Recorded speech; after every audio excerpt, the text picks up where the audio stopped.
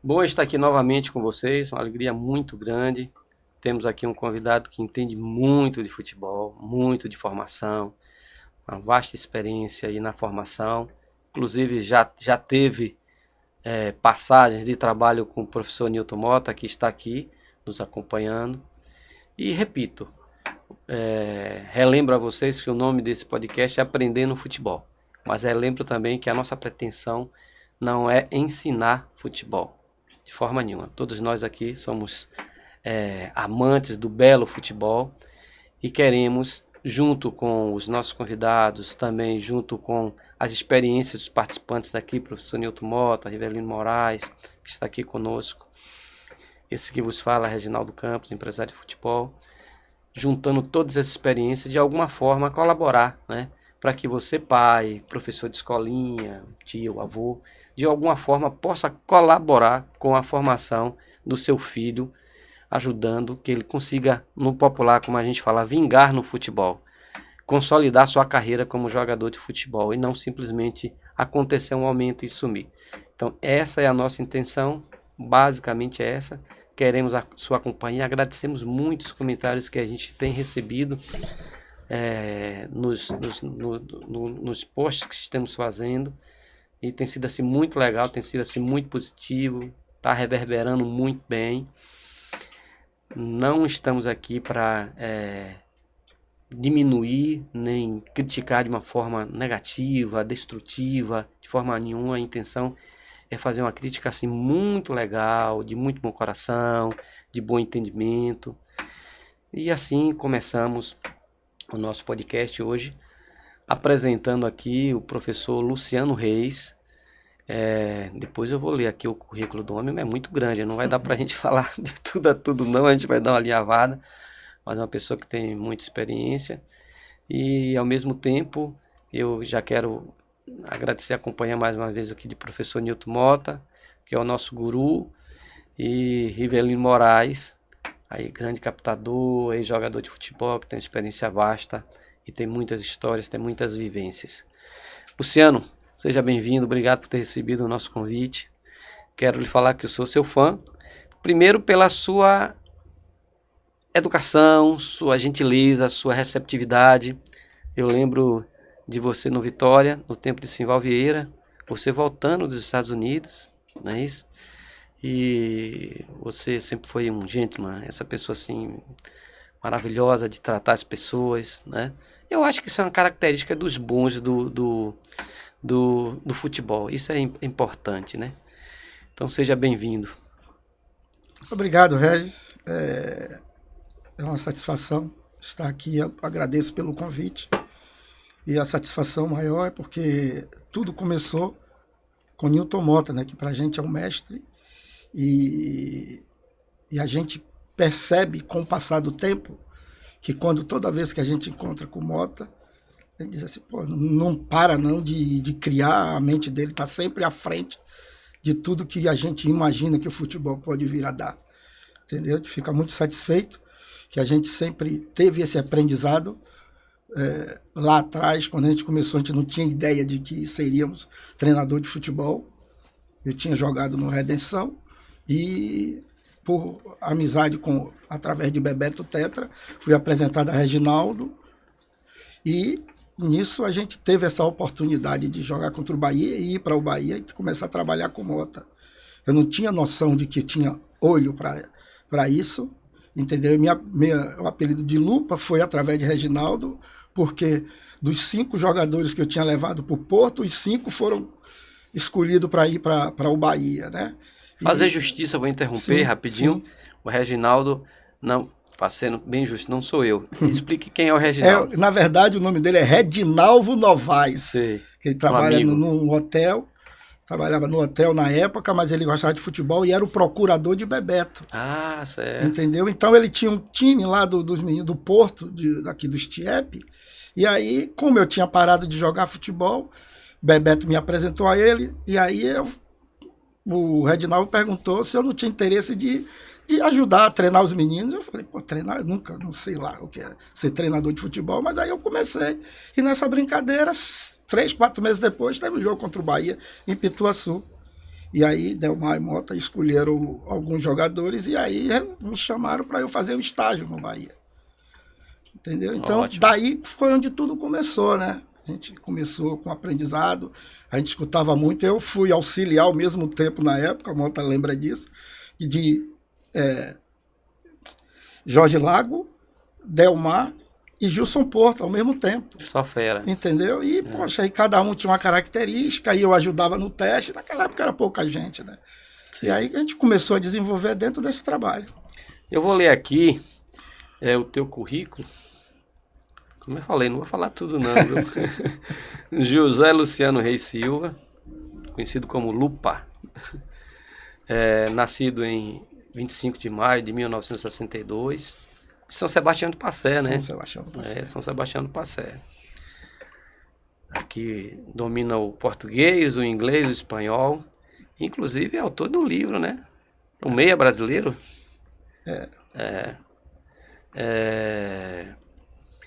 Fez educação física, né? Tem um certificado de educação física. É sindicalizado como treinador de futebol pelo Sindicato do Rio de Janeiro. Tem um CREF, já foi diretor de base. Tem aqui o diploma de diretor de base em Nova York, nos Estados Unidos. Eu fiz o curso lá. Certo. Curso de gestão técnica de futebol pela Universidade do Futebol e traz muito bons cursos. Em relação à carreira, você foi treinador no Bahia, foi treinador no Vitória, né? Treinador também em alguns clubes dos Estados Unidos, né? Tô vendo aqui o Sereno, Tempi. Isso, Tempi, teve no Arizona também, né? E também teve algumas experiências aqui como treinador profissional na América de Goiás, no Ceilandense, não é isso? Fui coordenador técnico também da base, né? Do Fortaleza. Isso. E recentemente você teve na Unirb, né? E participou nesse processo de formação de vários atletas conhecidos, junto com o Mota e outras pessoas, né?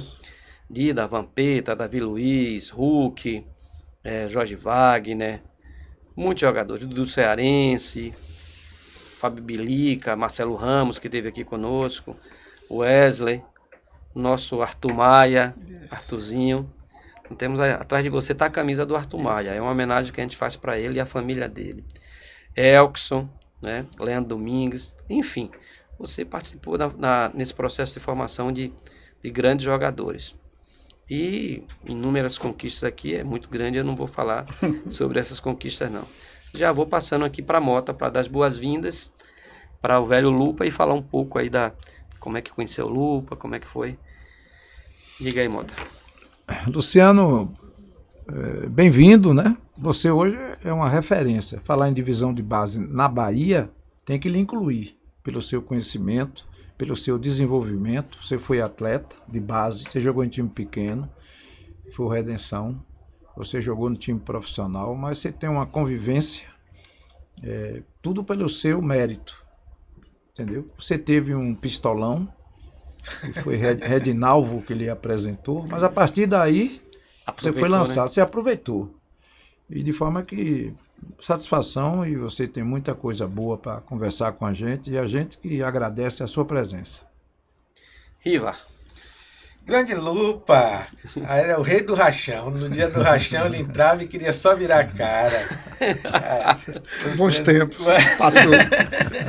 Luciano, foi seu treinador? Foi, no Bahia. Isso. Como o Mota falou, Luciano é uma referência na formação de base, junto com Mota e outros aí. Formaram muitos atletas, então é um prazer grande estar falando, porque tem muito conteúdo, sabe muito de formação, sabe muito de base, vai acrescentar muito a todos que vão ouvir aqui o nosso podcast. Pois bem, e aproveitando para falar que esse programa, esse podcast nosso, ele é um movimento de valorização pelo futebol brasileiro. Não temos a pretensão aqui de ser melhor do que ninguém, de forma nenhuma. E não que os outros programas também não tenham essa intenção. Claro, sempre melhorar. Mas na nossa mesa, Lupa, é comum aqui, é absoluto o entendimento que, na verdade, a técnica é o primeiro passo para o futebol. Claro. E existe no movimento mais atual, entre aspas, né? Mais do momento, aquela ideia de que na pedagogia do esporte você tem que ter não é uma subvalorização da técnica, não seria isso, não é? Mas não é dado o peso que deveria dar. Eu acho que se trabalha muito na questão tática. O que está acontecendo? Está tendo uma confusão nesse processo? Você é um estudioso, entendeu? Você já tem experiência fora do país, inclusive nos Estados Unidos, vários anos. O que é que você acha aí? O que está acontecendo? Está tendo uma confusão nisso ou de fato... Olha, anteontem, desculpa, eu estive fui fazer uma visita lá na Cidade Tricolor. Ismael foi um ex-atleta nosso e o filho dele foi aprovado. O Ismael me ligou para ir lá. Ismael.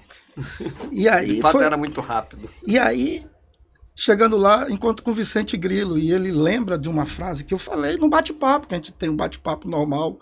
Estava eu e Laelcio Lopes conversando e eu falei para ele que o futebol é um esporte coletivo, mas quem decide é a técnica, é o individual.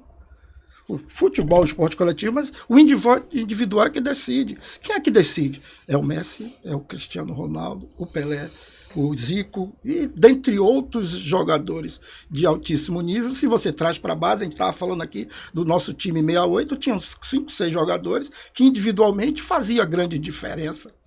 Entendeu? E a gente não se preocupava com a tática, a gente se preocupava era fazer que o Wesley, quando começou, o Wesley chutava a bola ia só na lua, tinha um paredão lá no fazendão, e todos os dias ele ia para lá, ele ficava bicudo, eu disse, pode ficar bicudo, mas vai ficar rico, porque a gente ficava corrigindo, era o tempo inteiro de corrigindo. A gente descia, Mota lembra muito bem disso, que a gente descia, os jogadores, todos eles tinham uma bacia que dava o material e vinha uma bola de tênis. Aí se eu descesse e esse jogador não estivesse petecando a bola, eles tinham que estar lá fazendo pontinho embaixada, levantando a bola, não podia pegar na mão. A gente até brincava, se pegasse com a mão, pegava 10 apoio, então ele não queria e começava. Pô, o nível do nosso time, dos jogadores cresciam. Jogadores nossos, da nossa época, que não usava as duas pernas, era impossível, todos eles usavam. Tinha que saber cabecear, tudo isso. Eu sempre dizia, se o jogador não souber cabecear, a culpa é minha. O jogador não usar a perna contrária, a culpa é minha. Então, para isso, eu tinha que treinar a parte individual, porque quando chegava dentro de campo, a gente jogou com os grandes clubes do mundo e fazíamos diferença. Fazer diferença o quê? O individual, principalmente. Eu comentei com o Pedro, que está aqui, ele sobre um podcast que eu assisti, de pessoas, inclusive, que são muito conhecedores sobre futebol. E eu achei assim muito interessante, falando sobre pedagogia do esporte. Eu achei até muito interessante porque na mesa eles falavam basicamente o contrário do que você está falando. Que na verdade é o contrário do que eu também acho, entendeu? Mas achei legal pelo fato, inclusive usando até esse exemplo da bolinha de tênis. Foi por isso até que eu me lembrei, né? Uhum. Achando que isso era um excesso e que na verdade tudo isso se aprende no processo geral, no processo, sabe? Eu estou até dando esse exemplo para perguntar a Mota, né? Será que hoje, ao contrário do que o pessoal está falando, até porque os espaços diminuíram, né? A tática ficou muito mais democrático para todos. Será que agora, mais do que nunca, a técnica não seria até mais importante, porque é o que faz quebrar a tal da linha, ou quebrar um esquema do time adversário? Reginaldo, quando você entra lá Masia, Barcelona, tem escrito sem técnica não há tática, entendeu? De forma que isso aí é uma coisa profunda, né? Independente desses trabalhos analíticos que nós fazíamos no desenvolvimento do atleta, a maioria dos jogadores eles já chegavam com um cabedal de raciocínio, de desenvolvimento espetacular. Então, uma demonstração de que o progresso, os tempos passaram e a técnica piorou.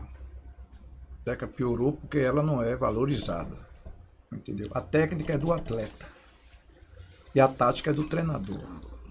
Se o treinador quer que que o cantor cante com o tom de voz dele, quando o cantor tem que cantar com a voz própria. Então, a tática tira o talento. A tática... Pô, a Mota é maluco. Eu quero ver não ter tática. Você tem tática e, por exemplo, Guardiola é o rei da tática. Ele trabalha com jogadores posicionais. Mas veja os jogadores dele. Os jogadores dele já passaram por todo o desenvolvimento, por toda a transformação. Então, a tática ensina o caminho. Mas quem ensina como percorrer o caminho é a técnica. Então, sem a técnica, ele erra o caminho.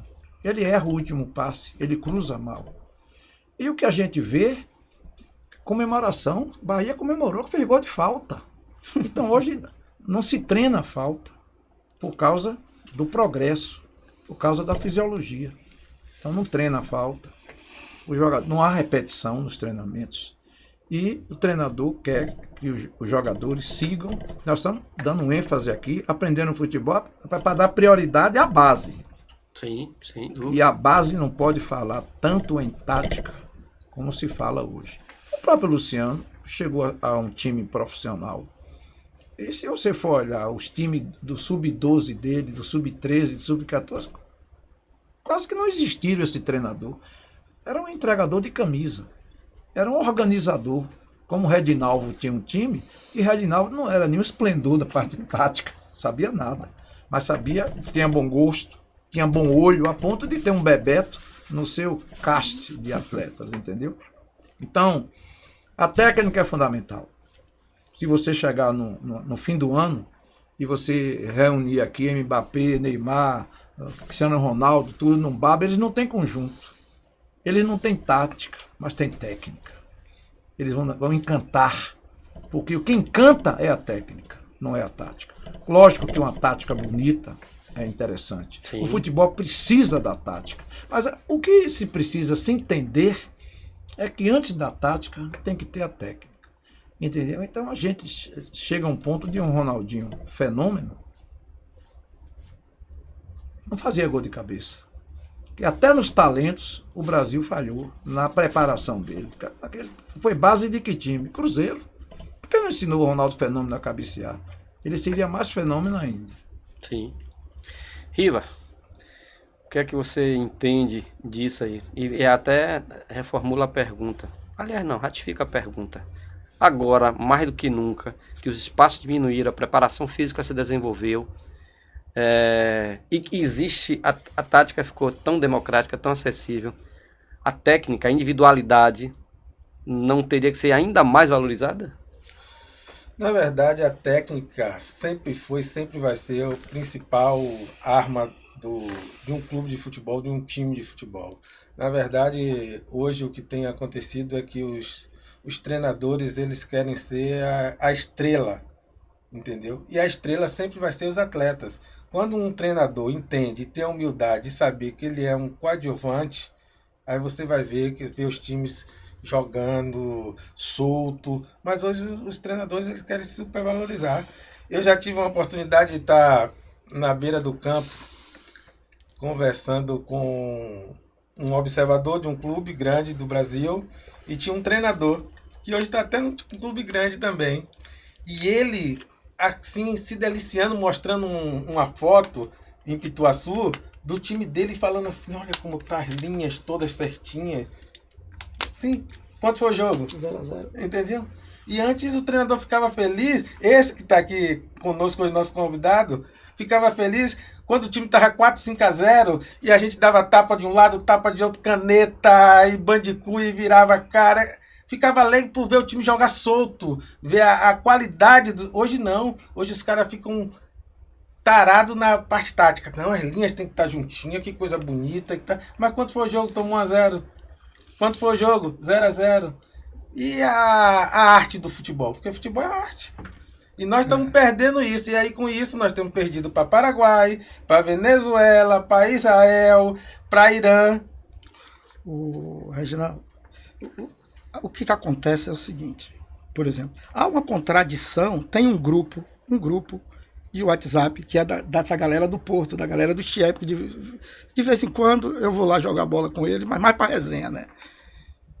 E o grande problema é que os caras falam o seguinte, eles falam de tática, mas ele esquece que eles estão trabalhando com base. Não é o profissional, eles estão julgando o profissional. O profissional é outro quesito. Como o Mota falou, o cara chega lá em Guardiola, já foi. Só chega lá escolhido no mundo. Imagine um cara da Série B do Campeonato Baiano, da Série C do Campeonato Brasileiro. Entendeu? Então esses clubes, eles têm que trabalhar com a criança, imagine. Já começa tarde. Porque é o seguinte, vamos lá. Como é que uma criança uma garota vai começar no balé com 13, 14 anos? Já se começa tarde. Entendeu? A gente foi hegemonia na Bahia, tanto no Bahia quanto no Vitória, até 15 anos. A gente ganhava todas as Copas Gazetinha, porque a gente começava cedo. A gente tinha uma pessoa, principalmente no Vitória, Edgar, que fazia um trabalho excelente. Quando o jogador subia pro 13 e pro 15, eles já estavam praticamente organizados. Mas por quê? Por causa da parte individual. Entendeu? Se fala muito da tática, mas se fala do profissional. Parece que eles... mas não é o profissional, a gente tem que se preocupar com a base. A base é que tem que ter iniciação. Eu dou um exemplo seguinte, imagine no voleibol, se você não fizer o trabalho de fundamento com ele. Como é que ele vai fazer um passe? Como é que ele vai fazer uma manchete? No basquete, Michael Jordan, ele mesmo fala que ele foi o jogador que mais errou, porque ele mais tentou, mas em compensação, quem foi ele? Ele teve um exemplo que quando ele... Para você ver a parte do individual. Eu estava nos Estados Unidos, ele deu uma entrevista que ele teve um problema no joelho, e aí fez uma cirurgia e mandou botar uma tabela de basquete no quarto. Aí o cara botava um cesto cheio de bola e ficava um assistente só pegando. E ele só fazendo arremesso, mão direita, mão esquerda, mão direita, mão esquerda. Enquanto ele estava lá. O que ele precisava era do individual. Que foi isso que fez ele ser o jogador que foi. Sim, sim. Nesse mesmo podcast eu até vi alguns comentários que eu também achei legal. Até justificando, né? Em relação aos trabalhos que devem ser feitos, criticando essa ideia de soltar muito o jogo em jogos mesmo, chamados rachões, né? Sim. E comentando que era necessário se fazer muito essa questão do reduzido, de outro, porque o menino tocaria mais na bola, que tem lógica, sem dúvida nenhuma, tem lógica. Mas jogadores mais novos, na realidade, será que eles não teriam que viver? Você estava falando do Roger no podcast passado, e Roger hoje até deu as caras, né? O jogador ele não tem que viver de uma forma lúdica, brincando, olhando o futebol sem tanto método no início, né, para que aí aos poucos ele vai incorporando esse conceito, né, de qualidade individual, técnica, brincando, né, para que depois, aí sim, num momento seguinte, ou seja, a pedagogia do esporte ela tem que ser tratada considerando as faixas etárias, né, num determinado momento, né, para que depois, em outro momento, aí sim você venha incorporar, talvez, inclusive, num determinado momento, até o conceito tático de uma forma mais intensa, né? Isso. E eu não vejo, por exemplo, os clubes preparados para essa situação, a nível de infraestrutura. Por exemplo, quantos clubes têm, na verdade, quadras para a prática do futebol de salão na sua infraestrutura? O futebol de salão não é algo importante, inclusive para as categorias menores, muito importante, não é isso? Tudo bem, não, mas a gente faz o jogo reduzido ali, tem mais um efeito. Eu não sei se teria, entendeu? O que é que você acha, Lupa, a nível de infraestrutura, até porque você viveu num país diferente, que teoricamente teria uma estrutura melhor. Como é que... O que acontece é o seguinte, vamos lá voltar ao passado, Por exemplo, quando eu comecei a jogar futebol, eu jogava na rua. A gente batia nas portas, só tinha 6 pessoas, jogava 3 contra 3. Só tinha 4, a gente não deixava de jogar, era 2 contra 2. Quando só tinha 2, a gente ia jogar virou. Jogar virou, se o goleiro desse rebote, você driblava e fazia o gol. Então, nós trouxemos isso para o campo. Nós trouxemos para o campo. Não só eu, mas a maioria dos treinadores brasileiros. Tanto é que vieram aqui para pescar e organizaram esse trabalho. Então, e as pessoas quando falam que tem que ser campo reduzido, a gente fazia isso a vida inteira. Gilson Porto era excelente. Gilson Porto era... Ele dando treinamento, o que é que acontecia? Eu era auxiliar de Gilson Porto e auxiliar de Delmar. Organizar time melhor que Delmar eu nunca vi. Você pegava 300 jogadores, dava ele, 3 dias depois já estava com o time pronto. E era aquele os melhores. Aí, só que Delmar tinha uma série de trabalho e ele não podia estar todos os dias. Vamos lá. Só que Gilson Porto, ele fazia o X-tudo. Ele fazia tudo no mesmo dia. O que foi que eu fiz? Eu, como sendo mais jovem, eu comecei a ver, comecei a aprender e comecei a separar o treinamento de Gilson Porto para toda a semana, que ficava perfeito, e o trabalho de Delmar na organização. Então, a gente já trabalhava campo reduzido naquela época, já se fazia. E os times de Gilson Porto era tocando a bola, tinha poucos daquele jeito. Entendeu? Aí você tinha Jorge Lago, que tinha o time lá sub-13, que os times jogavam direitinho, mas era um cara que já tinha uma gestão de grupo maravilhosa. Entendeu? Então, o que é que acontece? Quando eu fui para os Estados Unidos, eu já fui para os Estados Unidos, já tinha sido campeão em Dallas 2 vezes. Eu fui campeão, fez 95, 96. Com vitória. Com vitória. Mota junto. E aí fomos campeões no Pensacola Classic, também invicto. E fui para a Holanda, 96, 97. Os dois invicto. 95 e 6, Holanda. Invicto. Aí quando você vai para os Estados Unidos, Vinícius, um amigo meu que era de São Paulo, jogou no São Paulo, estava como treinador no clube, que eu vi os caras dando treino. Eu falei, pô, Vinícius, eu pensei que eu sabia. Mas a organização do trabalho era fantástico. Aí não estou falando dos Estados Unidos, porque os treinadores que estavam lá eram da Inglaterra, da Holanda, da Itália, e eu vi os caras trabalhando e comecei a desenvolver, entendeu? E eles trabalhavam o que a gente já fazia aqui com o formato nosso. Eu dizia assim, pô, eles só pegaram o nosso trabalho e organizaram. Porque, na verdade, a gente não tinha internet, a gente não tinha onde chegar. Eu me lembro que quando o Pequinho começou lá, eu era treinador do 7-3. E aí o 7-4, aí Pequinho começou a me auxiliar e ficava com 7-4. Aí eu criava um trabalho, Pequinho ia lá, no outro dia voltava com o trabalho. Pô, a lupa que eu fiz, eu digo, o seu é melhor que o meu. A gente ficava nesse grupo de estudo e a coisa ia desenvolvendo. A gente não tinha informação. Então, tudo nosso, primeiro, era baseado na parte individual. Mas como é que você vai ver se o individual melhorou se você não põe ele para jogar?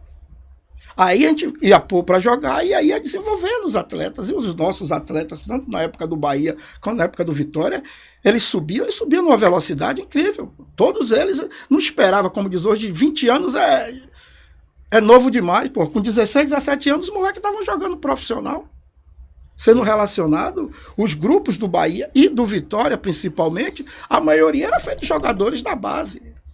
E não tinha deficiência, eles já chegavam lá com a qualidade individual já pronta para... Tanto é que, poxa, eles chegavam e jogavam. Entendeu? E sobre a questão do garoto, teve um profeta, que Deus o tenha, que ele dizia assim, nada mais sério que criança brincando. Deixa as crianças brincarem. Né? As crianças brincando, eles vão desenvolver. Eles vão jogar com alegria. Entendeu? Então...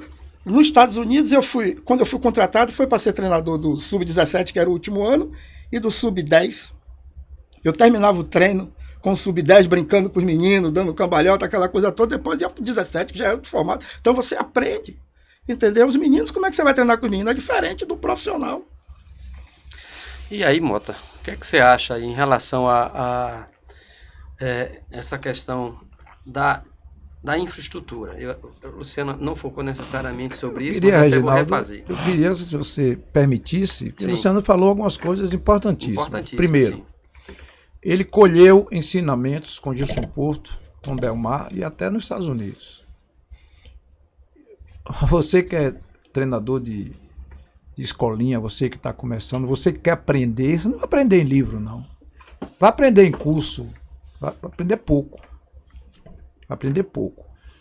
Futebol você tem que aprender no convívio, no ensinamento. O futebol é um esporte gigolô. Treine futebol, treine futsal, que é bom pro futebol. Pegue bolinha de tênis, que é bom pro futebol. Pegue isso, que é bom pro futebol. Então, e o futebol? Não tem.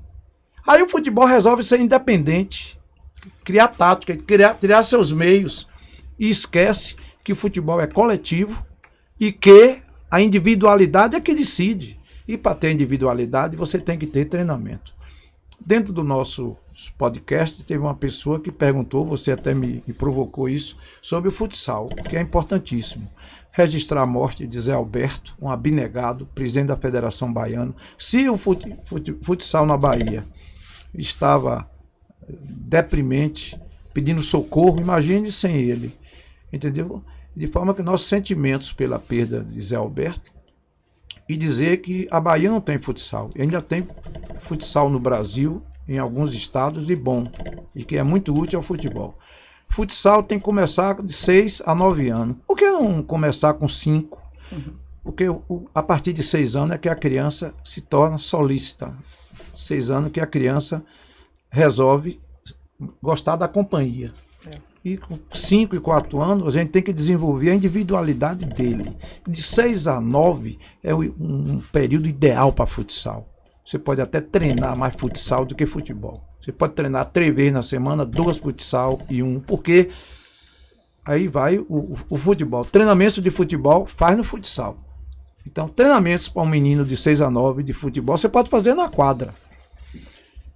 E de 10 anos até 14, não mais do que isso, 14 e 15, você pode jogar futsal sim, mas aí o futebol tem que ter predominância. E aí importa o futebol. Então, é importante o que o Luciano falou sobre o futsal, e a gente aproveitou e falou isso, e a gente sempre usou o futsal. Entendeu? E dentro do nosso trabalho, a gente disputava campeonato de futsal. Isso. Porque o futsal é importante. Mas por que o futsal é importante? Por causa do piso, do assoalho? Não. Pela maneira que joga, campo reduzido, marcação intensa, forçar o jogador a ter criatividade, raciocínio rápido. Isso não pode ser numa quadra de bar? Pode. Então, o futebol depende do futsal, porque o futsal é organizado na disciplina, na tática, no pivô, de receber, na habilidade. Então, o futebol é um esporte gigolô, que depende... o basquete tem muita coisa que pode passar para o futebol, e tem. Sim. E o problema é que tudo isso foi dispensado, foi desprezado.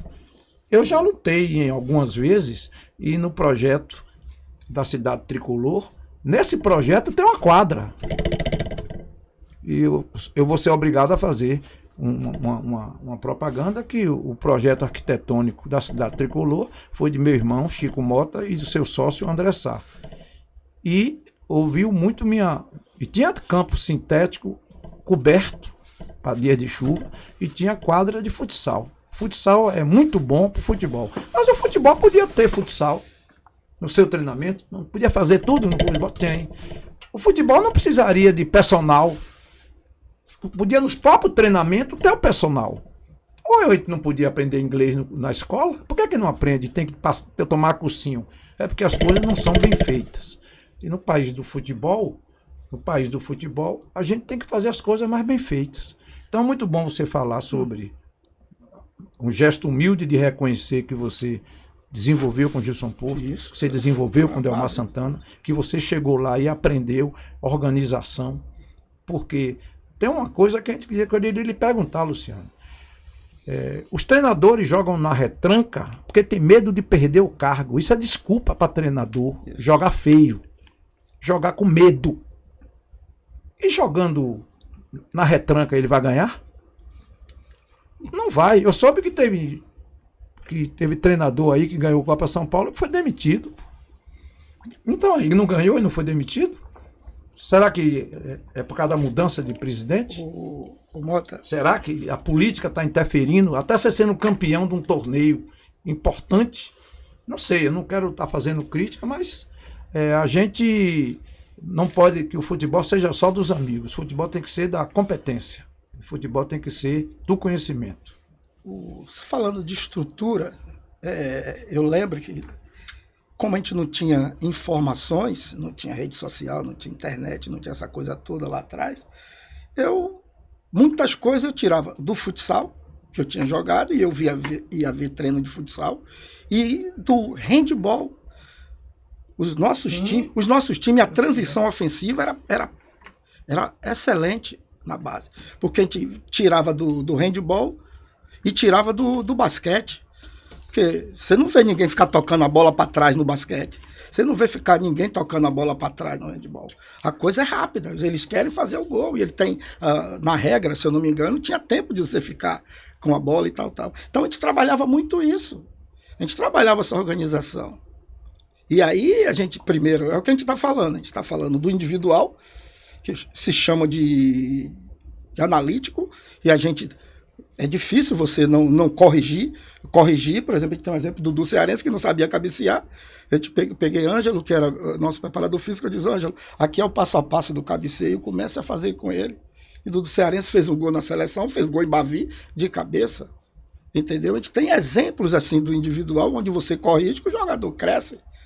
E você, na estrutura do trabalho, você tem a bola, e você não tem a bola, então as transições, que é a parte tática, se era trabalhada também, ao contrário do que eles falam. Por exemplo, a gente dividia o treinamento em 3 partes. A primeira é individual, onde você treina 1 contra 1, 2 contra 1, 1 contra 2. Como é que você vai ensinar o garoto a defender? Se você não fizer individual, vai botar jogo para ficar parando toda hora? Não, você faz o individual, depois você vai para o grupo para ver se ele aprendeu a fazer.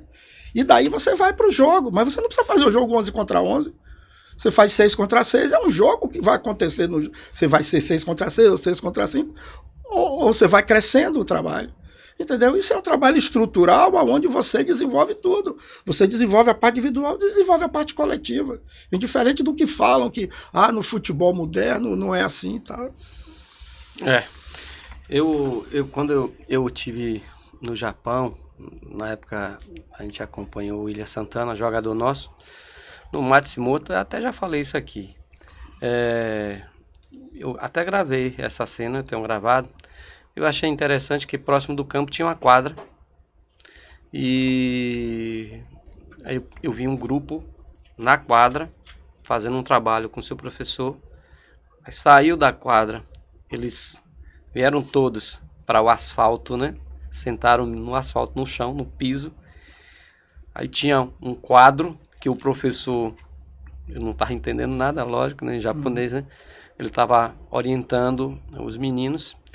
E depois disso, os meninos pegaram todos os equipamentos, o saco de bola e tudo mais, todos juntos lá, foram para um campo. E lá você tinha 2 pessoas filmando o jogo daqueles garotos. Eles passaram pela quadra de futebol de salão, trabalharam, depois discutiram alguma coisa ali, foram para o campo, tá? E lá foi filmado. Então isso aí eu vi um processo acontecendo, uma coisa planejada acontecendo. Eu acho que a universidade ela é extremamente importante, sem dúvida nenhuma, para justamente definir esses processos, né? Pelo bem de um resultado, sem dúvida nenhuma, né? Mas que os processos de fato sejam colocados em prática de uma forma correta, né? E eu senti isso muito no Japão, já disse isso no passado. Eu acho que o Japão está se desenvolvendo no futebol e vai se desenvolver mais. A gente tem que pensar futebol numa projeção acima. Hoje eu estou vendo, e vocês estão lá na internet, na rede, é uma quantidade muito grande, né, de perfis, de páginas, mostrando meninos de futebol, garotos de 7 anos, de 8 anos, já com os trejeitos do jogador brasileiro, já com a flexibilidade dos jogadores, sabe? Porque isso já desde cedo está sendo trabalhado, tá? Agora, vocês falaram sobre essa questão aí da brincadeira, né? Dentro do próprio CT, né? de você ter uma outra atividade, de você ter o futebol de salão, handebol, na transição e tudo mais. Os nossos clubes, eles, além de não ter isso como processo, eles também não têm uma infraestrutura apropriada para isso, né? João Paulo, do Palmeiras, amigo de vocês, amigo nosso aqui, né? Eu vi ele falando que iria, num podcast que ele participou, que tem um campo lá que ele estava até transformando em barrão também, como sendo uma alternativa. Peroni, isso até, né? até para remeter àquela ideia de que o garoto, quando chega num clube, ele passou num campinho de barro lá em Binimbau, um campinho de barro lá em Irará, que é o jogo reduzido, não é isso? Claro. Então isso remete àquela ideia e junto com isso traz aquela essência do aprendizado. Claro, e eu também vi essa crítica no podcast ao qual me referi, que não é o campo de barro que vai resolver, não é isso. Porque junto com o campo de barro tem todo um cenário, uma história que faz o jogador, né, ter aquela alegria para jogar futebol. E o próprio João Paulo, Mota já convidou para participar conosco aqui no podcast, confirmou a participação dele em breve, falou que o Palmeiras, ele pega os meninos toda semana, todas as categorias, e faz um jogador na várzea, faz os jogos na várzea, para viver naquele cenário, sabe? Viver aquela coisa, que é um resgate, talvez, da sua própria origem. Então, eu acho que isso é algo importante, João, na sua simplicidade, na sua objetividade, e isso é que está faltando muito no futebol brasileiro, porque se faz muito, os treinadores, os coordenadores estão muito trabalhando em roda, um ciclo assim meio fechado e não vão para lugar nenhum, não estão sendo objetivos no desenvolvimento do processo, sabe, Luciano? Me causa essa impressão, sabe? Porque se a gente está aqui desenvolvendo um processo diferente, a gente precisa de ter uma infraestrutura apropriada. Só que fica isso muito na teoria e não se cria infraestrutura nos clubes. Entende, Mota? Porque eu lembro de Almir Pinto, no Astro, ele já falava que a capoeira era importante para o futebol. O atletismo é importante para o futebol. Sabe? Mas por quê? Futebol é gigolô. Exatamente, futebol é gigolô. Entendeu? Mas por que não se tem dentro do próprio clube, né, essa infraestrutura para essas práticas e ao mesmo tempo, né, todo um preparo para que tenha essas práticas de uma forma brincada? É porque, desculpe, Regis, mas eu acho que as pessoas hoje não acreditam nisso. Por exemplo, beach soccer. Qual clube que tem uma quadra de beach soccer? Onde a bola muda de direção e o cognitivo fica lá em cima. Para que o campo de barro? Para que melhor treino de reação? Isso. E aí, por exemplo, em 86, 87, a gente tinha a sede do Bahia, onde tinha a quadra lá, e a gente jogava futsal e também jogava futevôlei. Só que a gente não botava dois, a gente botava quatro, era um vôlei com pé, e aí, o que é que vai melhorar? Melhora a cabeceira, melhora o passe de peito, o domínio, porque você vai arrumar a bola. Quando você vai jogar, um dia era futsal, outro dia era futevôlei, mas à vontade. Eu lembro que quando eu estava nos Estados Unidos, eu criei lá, falei com o meu diretor e criamos lá o street soccer, que é o futebol de rua. E aí os meninos se inscreviam. Lotou, eu tive que abrir turmas. Sabe por quê? Porque a regra era o pai longe, professor longe, o menino escolhia o time, o capitão era o juiz de cada lado como a gente jogava, e ele jogava lá à vontade. Jogava à vontade. Aí saiu a bola, o cara sabido pegava a bola e eu dizia, não é comigo não, eu não me meto aqui, o jogo é de vocês. Tirou o jogo dos professores para ser dele. Isso lotou. Porque os meninos queriam liberdade para jogar. Você vai dizer ao jogador o que ele tem que fazer? Imagine, eu me lembro de uma jogada de Dico Maradona, que o treinador gritou assim, toca para trás, Dico, ameaça, toca para trás, virou a cara e meteu, fez o gol no Bavi, na Fonte Nova, e aí, faz como? Entendeu? E na verdade, Luciano, a gente sempre teve um ditado no futebol.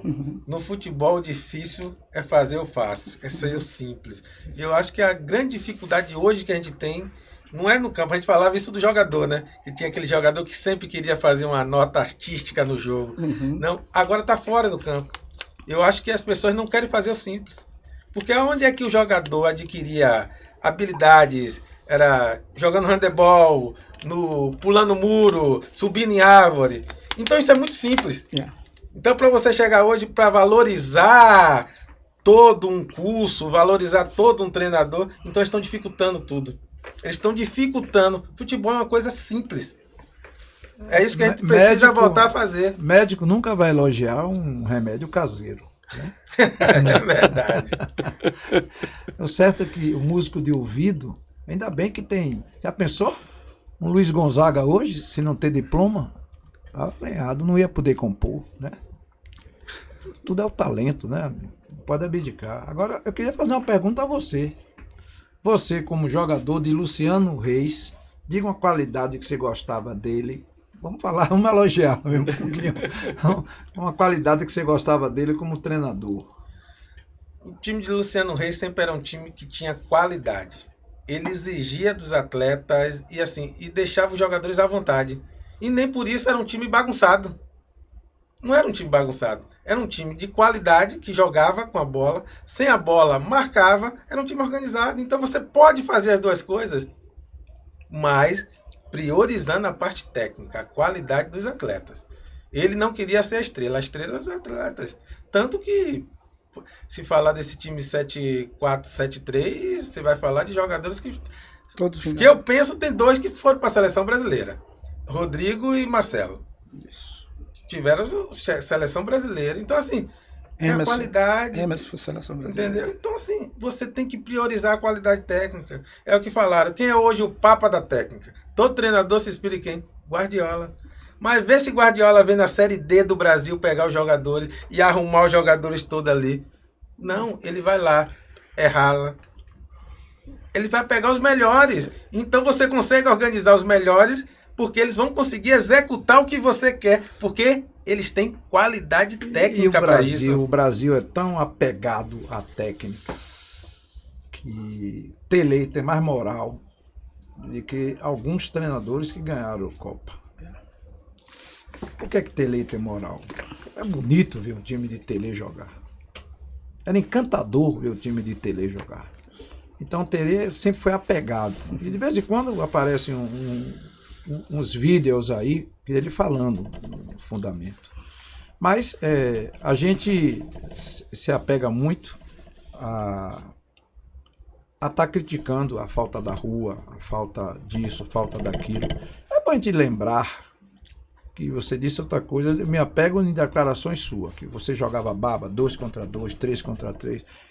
A Europa não fracionava o futebol. Se tivesse 16 pessoas aqui, uma bola em um campo, não jogava. Porque futebol é 11 contra 11. Eles criaram a regra. É igual um jogo de xadrez. Se está faltando peça, você não joga. E o Brasil, pobre como é, lenhado, entendeu? Simples, entendeu? O Brasil adora fazer peneira, Enem, entendeu? Coisas de vantagem para um povo pobre. Você tem que gostar disso, né? E aí vai esperar ter 22 para jogar? Se tivesse 13, era 7 contra 6, pô. Se tivesse 2, era 2 contra 2. Botava um de Coringa. Então a gente fracionava o futebol. E isso fez o nosso futebol crescer. Você falou aí em artes marciais. O Ajax, particularmente, eu vi, treina judô para os meninos lá. Aí mais uma dependência do futebol. Como é bom pro futebol. O atletismo para coordenação. O Ajax, por exemplo, quando treina judô, quando tem times que treinam futsal, entendeu? Os clubes do Rio fundiram comissões técnicas de futebol e futsal.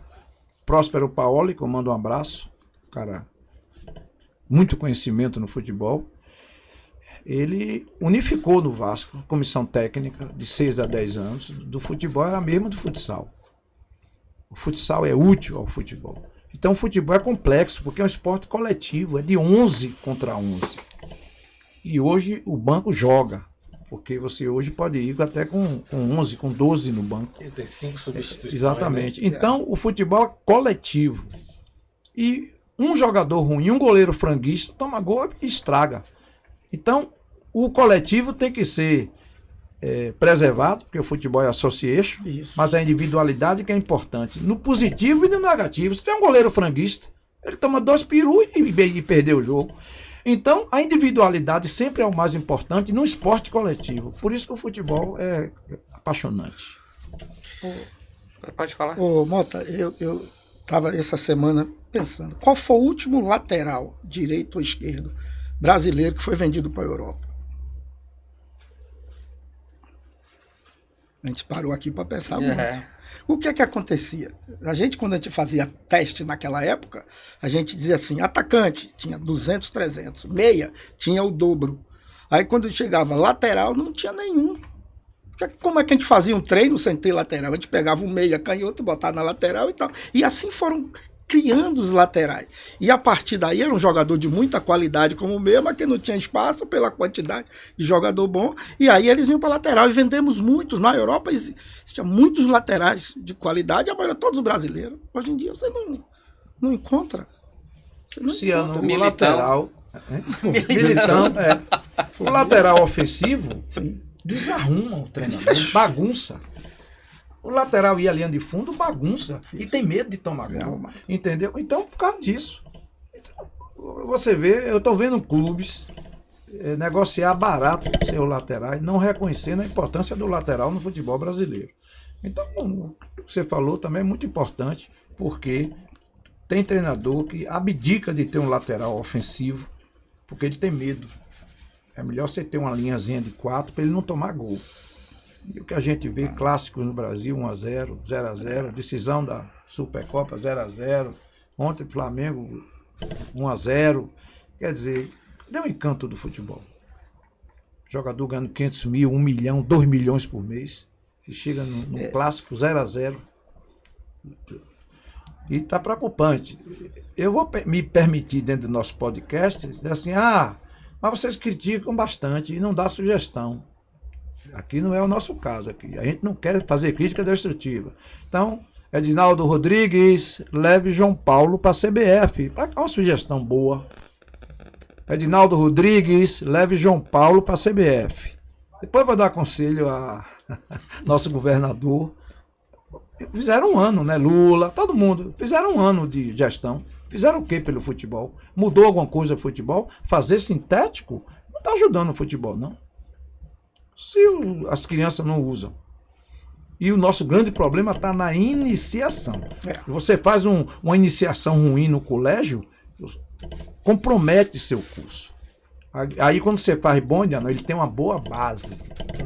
Entendeu? E aí, então, a coisa está no caminho. Nós não apresentamos solução. Então a gente não vê presidente da CBF, não vê não vê o presidente da República, não vê governador pensar no futebol. Então o futebol pede socorro. Na verdade, eles não porque o que vende o Brasil, vamos teoricamente, é o futebol, né? Pelo menos a marca Brasil. O agronegócio é uma coisa extremamente importante para a gente e economicamente tem sido extremamente importante para o nosso país, mas a nível de imagem, o Brasil é conhecido pelo futebol. Futebol é carnaval. Futebol é carnaval, né? E acho que aconteceu uma acomodação nos poderes por conta disso, achando que isso vai ser eterno. Só que está acontecendo um movimento nos outros países e o futebol tem se desenvolvido bastante nos outros países, né? Inclusive com a rede agora mais ainda, vai ter um movimento, assim, está tendo um movimento muito maior, né? E os nossos governantes, eles relaxaram, é o entendimento que eu tenho, não estamos falando aqui de A, B, C, de partido político de forma nenhuma, mas todos eles relaxaram em relação a isso e estão subutilizando o produto futebol, entendeu? Estão subutilizando o produto futebol, inclusive para o bem do próprio país, sabe? Eu acho que existe essa falha. Os nossos governantes, eles não estão percebendo isso. E, inclusive, já falamos, inclusive, das federações também. As próprias federações têm feito isso, né? Principalmente na base. Tá? Porque eu não acho um verdadeiro absurdo você dificultar o acesso de atletas e clubes nos campeonatos. Porque quando você coloca cobranças exorbitantes de taxas para você inscrever um garotinho da base para disputar um campeonato, você está dificultando. Não é? Você tinha que, no caso da base, não era para pagar nada, era para facilitar a participação nos campeonatos. E as federações não, as federações até umas transferências absurdas que a gente vê acontecendo. Pega um jogador amador, você sair de São Paulo para jogar na Bahia é uma pancada que você tem que pagar, entendeu? Sair de Sergipe para jogar no Rio de Janeiro, outra pancada que tem que pagar. Eu acho que a Federação Sergipana é até mais razoável. A taxa da estadual, eles flexibilizam, mas tem a taxa nacional, sabe? Então, isso é uma demonstração muito clara de falta de incentivo. Reginaldo. E elitizar o futebol. Elitiza o futebol, porque o jogador fica caro para escrever. Tem pai que até que paga. Não, eu pago para meu filho jogar. E tudo isso colabora para a elitização do futebol. O empresário paga em muitas situações. Já tem a situação. É verdade. Em clubes, em clubes até que a gente conhece, viu? Clubes grandes. Agora, para não passar batido, para não dizer que a gente só critica, eu quero parabenizar o Bahia, meu amigo Marcelo Teixeira.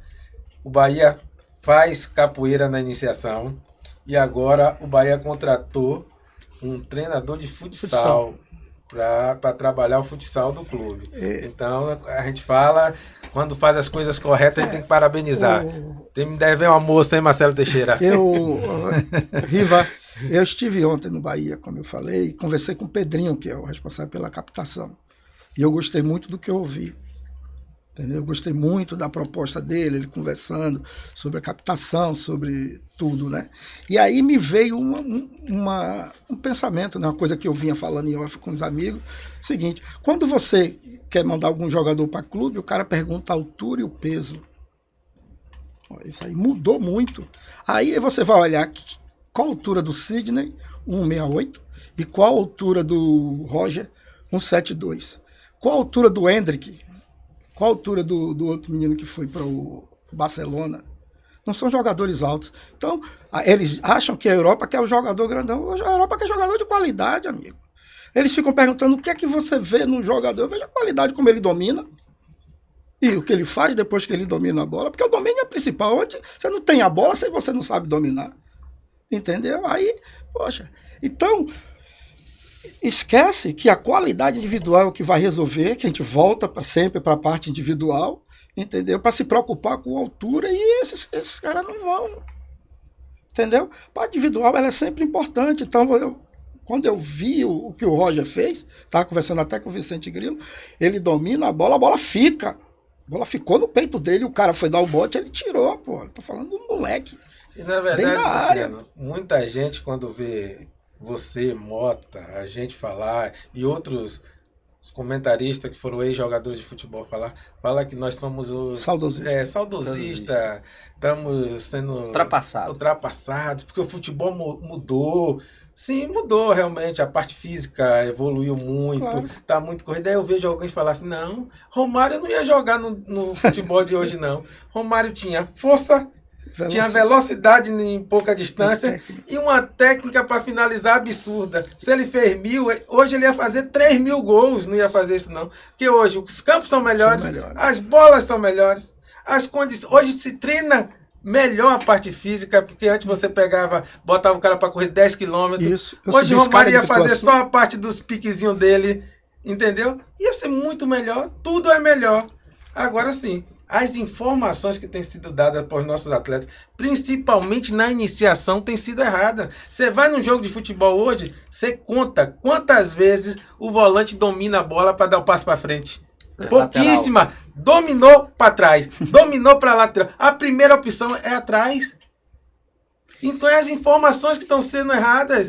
A palavra que a gente mais ouve no futebol já começa. O goleiro toca mais na bola do que no centroavante. Riva, eu era treinador do time 7-3 do Bahia.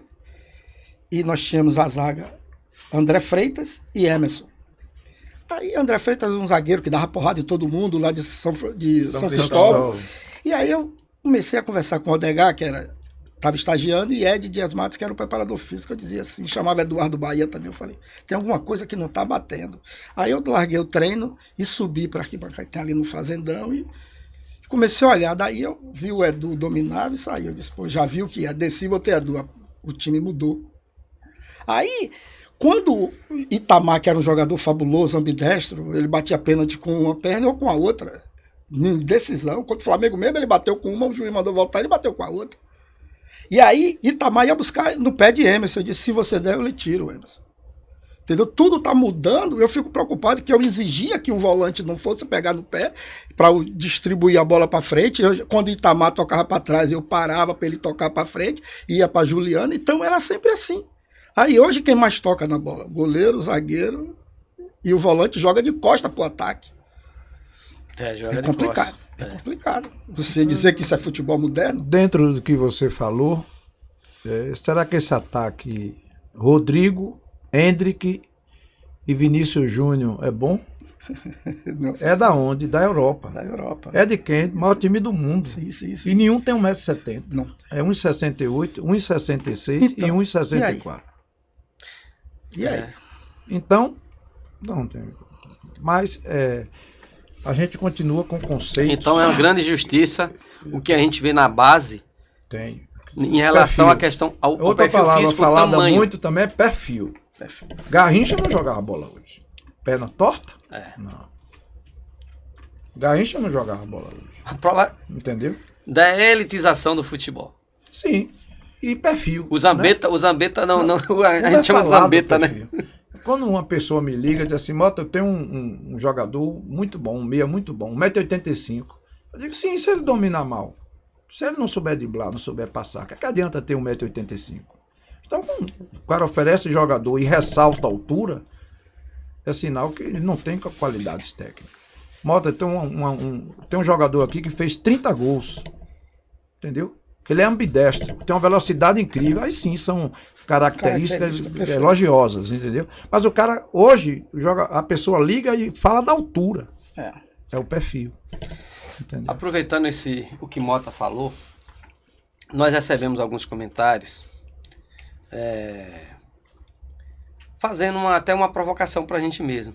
Porque em alguns momentos a gente fala sobre essas falhas, possíveis falhas, né? Que entendemos que existe no futebol brasileiro. E algumas pessoas que nos seguem, eles acham que vocês estão falando, mas não muda nada, é isso mesmo. Na realidade, o fato é que vocês estão falando que o jogador pequeno tem que ter espaço, mas na realidade não tem. Concordo, é verdade. É verdade. O professor Mota já falou sobre a elitização no futebol. Mas é por isso que eu lhe chamo para você participar conosco. Quando eu falo que o nosso programa, o nosso podcast é um movimento, é por isso. Nós precisamos deixar claro, ter espaço para que a gente defenda essas ideias, para que de alguma forma isso possa chegar nos poderes, né, nos poderes formadores do futebol, né, e em algum momento toque esse gestor, né, para começar a pensar um pouco diferente em relação a isso. Então eu chamo você para participar com a gente desse movimento. Compartilhe esse vídeo que você tá assistindo agora com outras pessoas, né? Daqui vão sair vários cortes falando sobre vários pontos e você vai ajudar esse movimento a gente retomar, vamos dizer assim, a linha do futebol brasileiro, né? Fazendo isso, simplesmente compartilhando, divulgando e não tendo vergonha de falar o que você acha, sabe? Em nenhum momento a gente está, repito aqui, a universidade é extremamente necessário, né? Extremamente necessária. É o formador do cidadão, do conteúdo, sabe? E a gente não está criticando isso não, de forma nenhuma, não é, Luciano? Luciano tem formação, aqui todos temos, entendeu? Então, o conhecimento, ele acontece de uma forma natural, objetiva, por observação, não é? A gente só não pode querer ensinar futebol, sabe? Por artigo, sabe? Os artigos são necessários. A gente tem que estudar, tem que entender os processos, os testes, os experimentos, mas você não pode simplesmente, vamos ensinar futebol agora por artigo. Então participe com a gente, compartilhe esse vídeo. Nós somos Aprendendo _ Futebol no Instagram e no YouTube Aprendendo Futebol. Divulgue, mande para algumas pessoas, papais, outros parentes que você tem, e vamos nessa, ajuda a gente aí, né, fazer essa informação chegar a quem de direito possa chegar. Reginaldo, eu quero colocar uma coisa aqui que eu acho que é muito importante dentro desse bate-papo da gente. Eu fui o primeiro a ser contratado, vamos dizer assim, para trabalhar na época de Mota, né? Fui um dos primeiros e trabalhei, foram 17 anos trabalhando junto. Dentro disso, quem foi que trabalhou com a gente? Pérez Chamusca, era atleta da base. Marcelo Chamusca, atleta da base. Nelsinho Góes, atleta da base. Carlos Amadeu, atleta da base. Eduardo Bahia, Chiquinho Cesósimo. Aí você vê Ricardo Palmeira, você vê essa turma toda. João Paulo foi atleta. E o Wesley foi atleta. Trabalhou na base. Então, todas essas pessoas já vinham com uma filosofia pré-determinada e ia aprendendo e ia desenvolvendo com a gente. E a coisa ia seguindo, e todos eles conseguiram. Eles estão onde estão, porque existia a filosofia, um método existia. Quando a gente começou a ir para fora do país, nós fomos campeões e foram 36 jogos sem perder. Esquecer de Sérgio Moura, né? Sérgio Moura já foi. Sérgio Moura, e aí você tem mais Hamilton Break, entendeu? Todos esses foram ex-atletas, eu estou falando ex-atleta, que aí seguiu. E aí o que é que aconteceu? Esse trabalho começou a ser desenvolvido. Eles vinham com a mentalidade do que eles passaram e começaram a desenvolver. E uma vez eu perguntei a Fernando Meia, que chama Lasca Gato. Fernando, eu perguntei, ele jogou no Japão, foi ídolo no Vitória, jogou no Atlético Paranaense. Eu disse, Fernando, você pegou os melhores treinadores que poderia ter pego, né, nesse período. Se hoje você parando de jogar, você teria a condição de dar um treino para o garoto sub-13? Ele gaguejou, ele falou, não, luta. Por quê? Porque ele sair, ele vai dar o treino do profissional para dar o treino para um garoto de 13 anos, é uma coisa. O de 11 anos é uma coisa, o de 7 é outra coisa. Então, é esse quesito que tem que entender que cada faixa etária, ele necessita de um determinado tipo de aprendizado. Ele não pode generalizar. Quando tem as discussões, eu falo sempre no grupo, eu digo, gente, a gente está falando de base, não está falando de profissional. Porque no profissional você contratou, por exemplo, Everton Ribeiro, ele é um show. Eu vou voltar para ir para Fonte Nova, que de hoje que eu não vou, porque ele entra em campo e o menino Caio. O Bahia tá jogando muito bonito. Né? Os caras jogam o futebol que a gente sempre jogou, toca aqui, toca ali, não tem negócio de posição, toda vez que tem um extremo, o time não joga bem, pode olhar. O André vai para a direita, aí o lateral já não passa, porque ele fecha a porta. É só trocar que o time flui, joga com alegria, com qualidade. Futebol é qualidade em primeiro lugar. Entendeu? Então, ali é um trabalho, mas a gente fala aqui sobre base. Base você tem que respeitar a faixa etária, saber que o momento que ele tem que brincar mesmo. Aí eu vou dar um exemplo aqui para não me alongar. Quando eu estava com 20 anos, parei de jogar, Leguelé me levou para um baba, Mota foi uma vez lá na Chácara de Deiró. E eu, 20 anos, eu corria feito um condenado, né? E aí Douglas fez assim, meu filho, calma.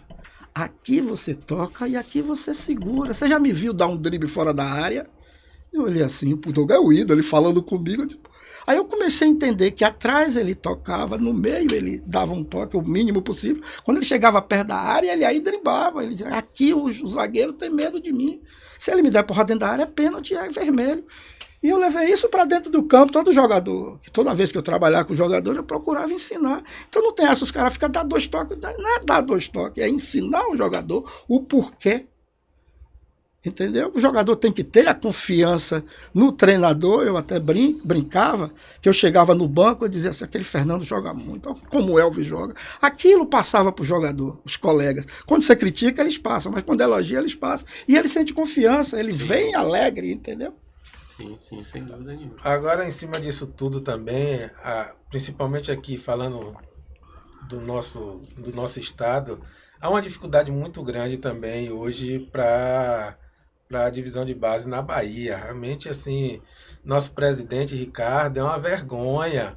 Futebol baiano, divisão de base, passa o ano todo para jogar um campeonato infantil e juvenil de 2 meses. Não tem uma outra competição, não se alonga. Antes tinha 4 turnos, entendeu? Então, assim, a Federação Baiana também não está nem aí para a formação de base na Bahia, não está nem aí para os clubes formadores. Então, precisa também do apoio da federação, que o Reginaldo falou. Taxas caríssimas. E você vai trabalhar o ano todo para jogar um campeonato de 2 meses? Você perdeu 2 jogos, acabou. Acabou. Entendeu assim? Então, assim, as pessoas que são responsáveis pelo futebol brasileiro têm que olhar com mais carinho para o futebol da base, para a formação dos nossos atletas. É o nosso produto. O produto é o futebol. Se a gente tratar o futebol com o descaso que tem sido tratado hoje no nosso país, vai ficar difícil. A gente está em dúvida se vai disputar Olimpíadas. Antigamente, o problema era a gente ganhar as Olimpíadas porque os principais jogadores não eram liberados. E o Brasil não ganhava. Hoje, a gente está em dúvida se vai disputar a Olimpíada. Será que as pessoas não enxergam que quando você começa mal, termina mal? Esse ditado não é do futebol, não. Enquanto você começa mal, termina mal. Se a base no Brasil pede socorro. A base pede socorro. Derrotas fragorosas. Não basta perder do Irã, perder. E você vai dizer que tem jogador ruim na seleção brasileira? Não. O cara tem vários jogadores bons. Mas será que eles são tão bons assim mesmo? Tem alguma coisa errada, né? Tem alguma coisa errada que a gente tem que futucar para saber. Então, e pior que é uma coisa coletiva. Você cita a federação, a gente pode citar a política, os poderes públicos e uma série de coisas. O pensamento do povo em relação ao futebol, entendeu? A gente está vivendo um momento muito difícil no futebol brasileiro, entendeu? Assim, com derrotas fragorosas, e o pior é a gente começar a se acostumar, entendeu? Eu não vou ter ao fracasso. Eu vou ser muito sincero no que eu estou falando. Quem me conhece sabe que eu sou calmo, tranquilo, ponderado para falar, mas eu não tenho receio de assumir minhas posições, sabe, Luciano? E eu acho que isso é necessário. A gente tem que ser verdadeiro, educado, gentil, respeitoso, porque quando a gente fala sobre um processo, atrás do processo tem pessoas, tem um pai de família como eu, que tem esposa, que tem filhos, Claro. que tem colegas, sabe? Então a gente tem que ter o cuidado da forma que a gente fala. Mas a gente não deve, de forma nenhuma, se abster de registrar algum erro que a gente enxerga que está acontecendo, né? Pelo bem do processo, sabe? E o futebol brasileiro, já há algum tempo, ele vem sendo muito corporativista. Aliás, o futebol é corporativista. É para os amigos. As gestões são feitas desse jeito. E as pessoas que têm capacidade ficam fora desse processo, sabe? Então a gente está vendo isso bastante. Branco é ídolo. Branco, sem dúvida nenhuma, é um cara fenomenal. Nos ajudou a ser campeões. Um jogador do caralho. Mas o que é que tem a ver Branco com a base do Brasil? Eu não vou ter medo nem receio de falar isso. Eu sou fã de Branco. Jogadorzaço, sabe? Mas na gestão, cadê o processo? Aí eu volto a falar, cadê o processo? Porque dentro do processo tem a questão da seleção dos profissionais, das pessoas, das equipes, né? Mas é amigo. E aí faz um papel talvez político para manter todo um grupo dentro de cargos. E quem se arromba é o futebol brasileiro. Somos nós, torcedores, sabe? Então, eu não concordo com isso, tá errado. Mota fez aqui um apelo pro João Paulo. João Paulo não tá nos pedindo para nada, não. A gente tá falando... Não precisa, né? Não precisa disso. João Paulo tem sido cortejado aí por vários clubes, não tenho dúvida nenhuma, sabe? Mas é porque ele tem resultado e tem uma história de base, de formação, que não seja João Paulo, que seja o Marcelo Teixeira aqui, que Rivelino falou, que tem uma experiência belíssima no Fluminense, no Atlético Paranaense, entendeu? Clubes assim que trabalham com base de uma forma forte, sabe? Então, então que naquele tempo fosse o Rodrigo Caetano, que veio do Grêmio, que hoje é um grande gestor do profissional, mas naquele tempo poderia, sabe, ter esse... Mas o que é que a gente vê? Sempre pessoas pontuando ali, marcando aquele espaço, simplesmente por amizade. Eu não vou ter receio de falar, e eu tenho todo respeito, sabe, pelas pessoas que já ocuparam cargos pela CBF, e elas foram convidadas, tiveram oportunidade e quiseram demonstrar o seu trabalho e alguma coisa. Mas é importante ter muito critério nessa formação de equipe, porque processo? E aí? Formação de equipe não está dentro de processo? O Regis, você falou uma coisa importante. O grande X é planejamento. A primeira coisa que tinha que ter era você trabalhar em cima do seu ciclo olímpico. O ciclo olímpico são 4 anos. Né? Você joga de 4 em 4 anos, não é isso? Uhum. Então, você, por exemplo, um garoto de 10 anos, daqui a 12 anos ele vai ter 22 anos. O garoto de 14 anos ele vai ter 22 anos daqui a 8 anos. Nos Estados Unidos, eu entrei num programa chamado ODP, que é Olympic Development Program, que é o Programa de Desenvolvimento Olímpico. Eu entrei lá para aprender como era, passei 6 meses, era um trabalho voluntariado. E não era só para o futebol, que as pessoas falam, mas o futebol dos Estados Unidos é assim. Eu falo que ele tinha isso na natação, tinha no atletismo, tinha no basquete. Então, eles desenvolvem o atleta a nível nacional. Primeiro ele tem o estadual, tem o jogador a nível nacional, regional e o nacional. Dali eles vão acompanhando os jogadores que vão se destacando e ele vai trazendo para esse programa. Então você sabe quais são os jogadores que daqui a 4 anos vai começar a trabalhar. E aí vai desenvolvendo, ele vai colocando. Então, existe um planejamento. É à toa que os Estados Unidos, quando vai para a Olimpíada, ganha tantas medalhas.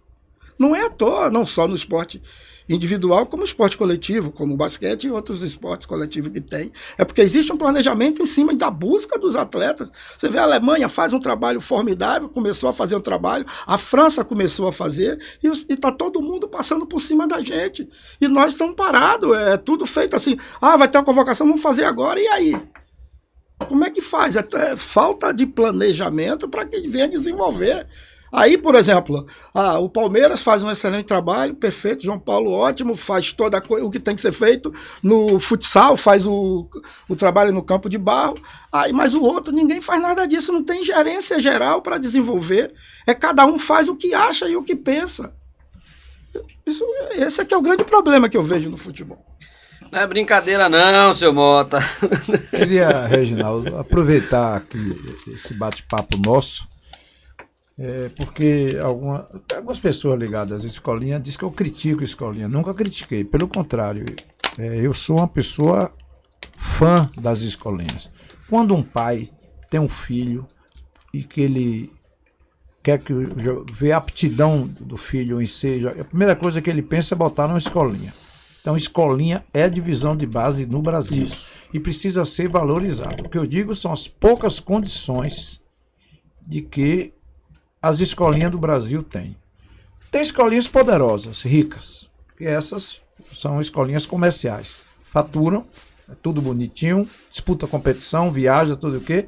São úteis, são também. Tudo que prende o jogador a uma ocupação, a um lazer, a um desenvolvimento, a tirar do vício, tirar da droga, tirar do mau caminho, é válido. Agora, tem escolinha que não tem 3 bolas. Só tem uma bola para um coletivo. Tem escolinha que não tem condição. Agora, muitas não, algumas vão ter sintético. Mas ainda vão existir várias escolinhas em campo de barro. Esses que a gente tem que valorizar também. Por quê? Porque eles têm vontade, muitos não cobram nada,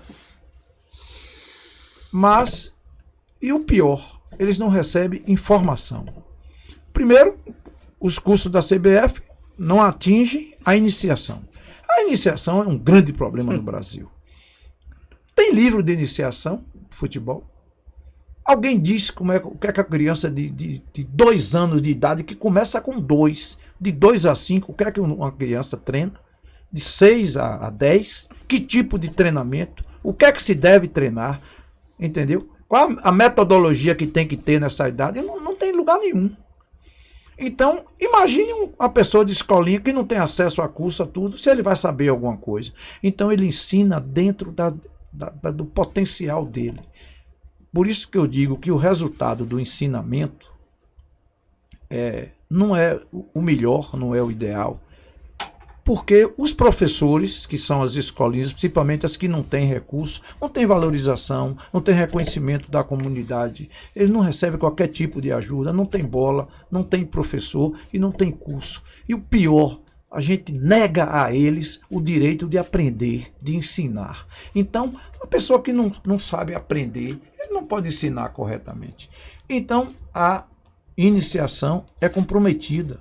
E eu que faço muita avaliação, eu percebo jogadores totalmente desprovidos de técnica, de tática, domina mal. O jogador que vai bater lateral, salta em distância, pula 1 metro para bater lateral. São coisas assim que dizem assim, meu Deus, as escolinhas estão ensinando pouco.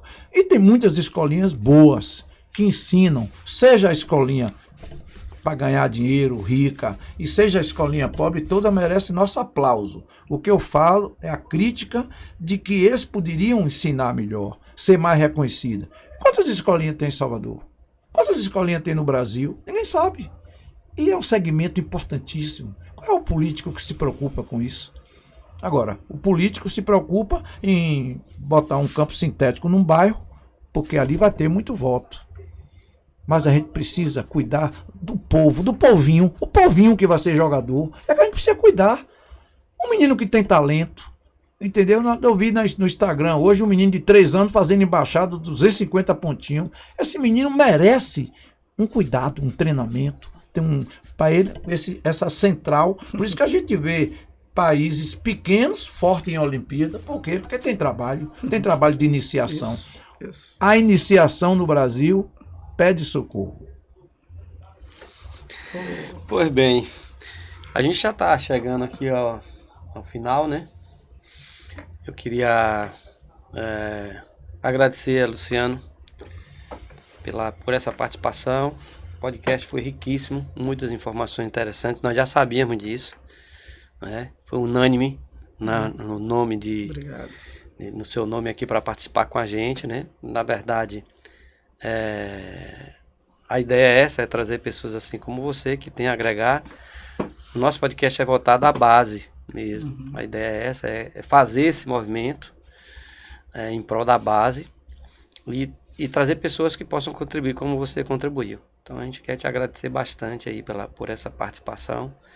Certamente no futuro, mais adiante, vai ter o repeteco aí de algumas pessoas que já participaram, e você certamente vai estar aqui com a gente. Aproveitar também para mandar um abraço aí para algumas pessoas, né? Aldo França, inclusive, seu parceiro Aldo também, Sérgio Moura, é uma pessoa também que um dia a gente vai convidar para vir aqui. Aldo também tem uma experiência vasta nisso, né?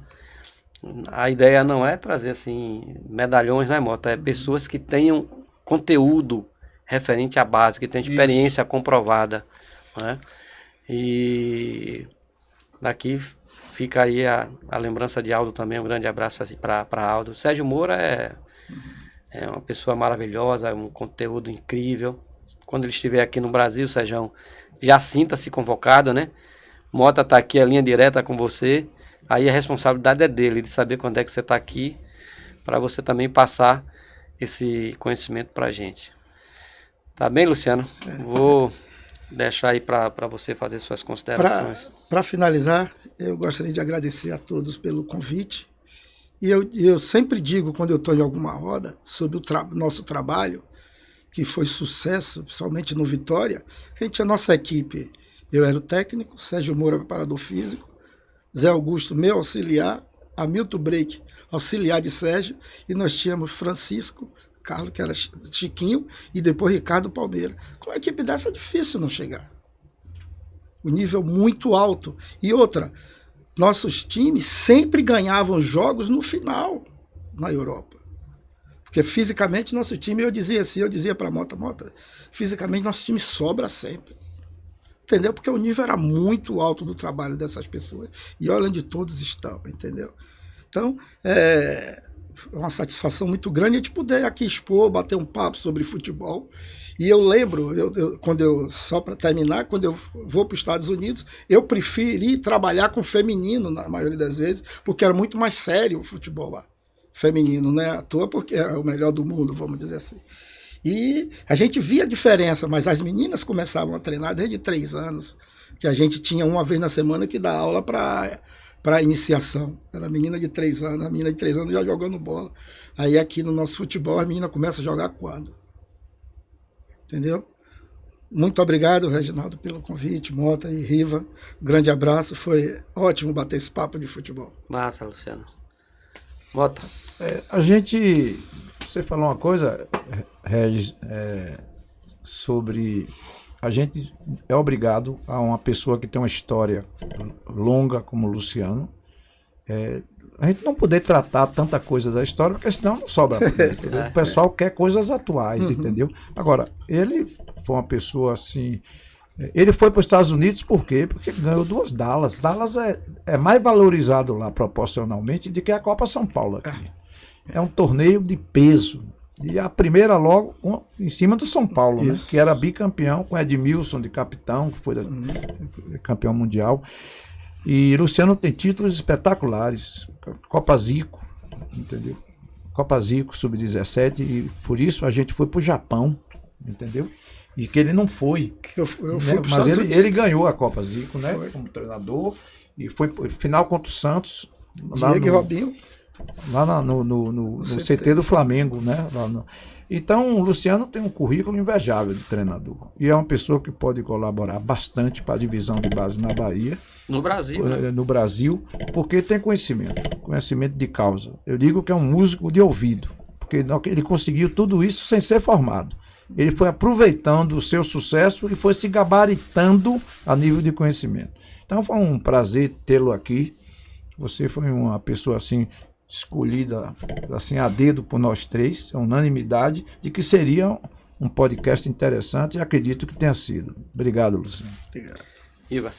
Lupa, sempre é bom falar de futebol com Lupa, sempre que a gente fala com ele, bate um papo com ele, você aprende um pouco mais, e hoje, com certeza, não só nós, como todos que nos acompanham na web, saíram felizes porque aprenderam muito. E o futebol precisa de pessoas como você, Luciano. Pessoas como você não pode ficar fora do futebol, não. Conhece muito de futebol, muito de formação, muito de base. Tem que estar inserido aí no mercado para estar ensinando. E as pessoas que estão chegando, os novos treinadores, gestores, tem que colar em pessoas como você, como Mota, para ir adquirindo conhecimento. E aí é o que a gente fala, é a junção da ciência com a prática. E é isso que é a receita que dá certo. Agradeço a sua presença, Luciano. Então, pessoal, estamos chegando aqui ao nosso final. Eu queria dar um informe para os pais e mães, que em breve nós vamos fazer uma roda de conversa com pais e mães, né? Vai ser uma roda legal. A intenção é dividir, né, com você que é pai, mãe ou um representante de um atleta, né, as suas dores, passar algumas informações. Então fiquem atentos aí que em breve vai ter novidade, a gente vai divulgar, né? Vamos criar um critério para selecionar algumas pessoas para participar, né? No outro momento também nós vamos fazer uma rodada de conversas com treinadores de escolinha, que é extremamente importante a gente sentir isso aí. Bom. Então, em breve a gente está fazendo isso. Logo, Pedro aí está se organizando para a gente divulgar isso aí. Vai ser divulgado no nosso perfil. E aproveitando, peço a vocês que nos acompanhem, que recomendem o nosso canal, nosso perfil no Instagram, Aprendendo _ Futebol, no YouTube, Aprendendo Futebol, pesquisa lá que vocês vão ver. Legal vocês acompanharem a gente, eu tenho certeza que vocês vão gostar sobre vários conteúdos que a gente tem divulgado.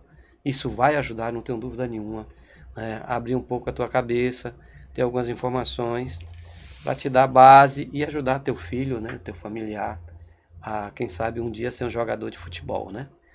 Mas aqui a gente não fala só de futebol, não. A gente fala de vida também, de cidadão. Para a gente é importante o jogador de futebol ter como projeto, no primeiro lugar, ser um cidadão, ser um bom cidadão, ser um bom filho, ser um bom pai. Isso é uma consequência. Ser jogador de futebol, claro que se for bem encaminhado, tiver uma boa iniciação, né? E a nossa proposta é essa aqui. Mais uma vez, falando, aprendendo futebol. A ideia não é ensinar futebol. Então, somos pessoas que temos experiência vasta no futebol, né? Alguns 20, outros 40 anos aí de experiência no futebol, e estamos dividindo essas informações, as nossas experiências, as nossas vivências. Vivemos na prática, né? O que nós vivemos, na verdade, está sendo objeto de estudo para ser colocado nas universidades, né? Não só nós, como tantas outras pessoas no Brasil que participam desse processo. Então falamos aqui com muita propriedade pelo que nós vivenciamos e agradecemos mais uma vez pela presença de vocês. Foi.